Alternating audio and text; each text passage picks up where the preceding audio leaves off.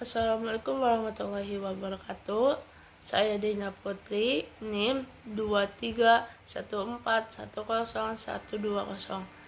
Saya ingin menceritakan tentang filsafat dalam hal perkuliahan tersebut, yaitu definisi filsafat.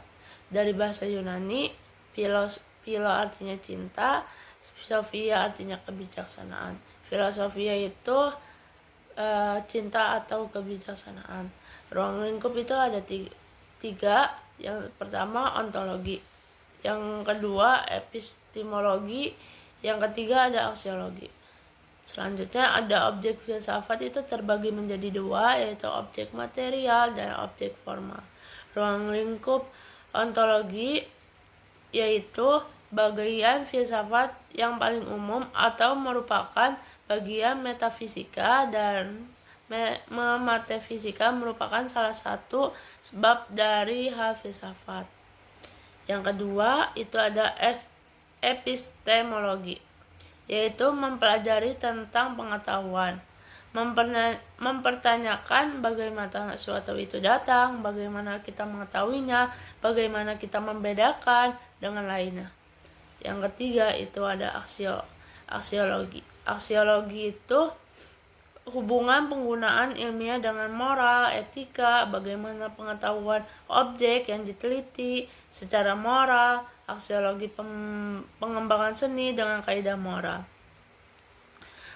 Objek material filsafat itu merupakan segala sesuatu yang ada, meliputi ada dalam kenyataan, ada dalam pikiran, serta dalam kemungkinan.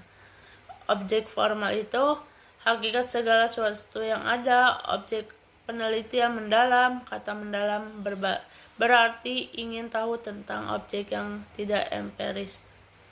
Objek material filsafat itu terbagi menjadi 3 persoal, yaitu yang pertama, masalah Tuhan yang sama sekali di luar atau di atas jangkauan ilmu pengetahuan biasa.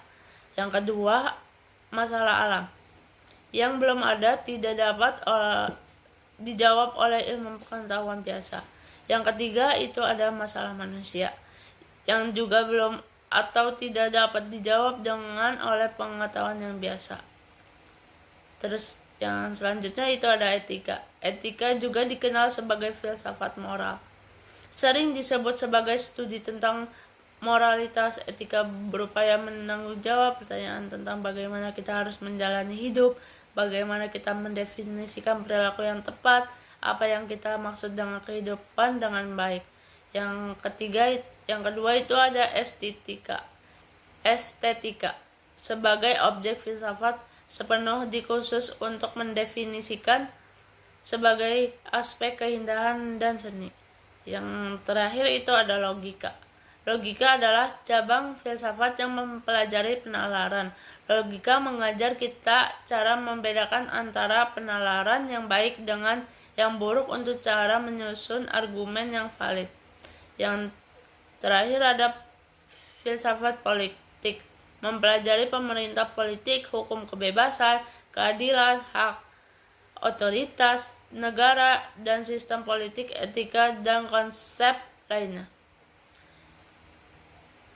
Terus yaitu ada ekonomi Islam. Harun Nasution mengatakan bahwa filsafat adalah berpikir untuk tata tertib, logika dengan bebas, tidak terkait pada tradisi agama, dan filsafat umum adalah usaha dan pengarahan berpikir dalam rangka menentukan dan mengembangkan konsep ekonomi yang berdasarkan nilai dan ajaran Islam.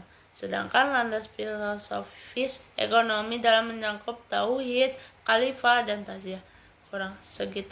Kurang lebihnya mohon maaf. Wassalamualaikum warahmatullahi wabarakatuh.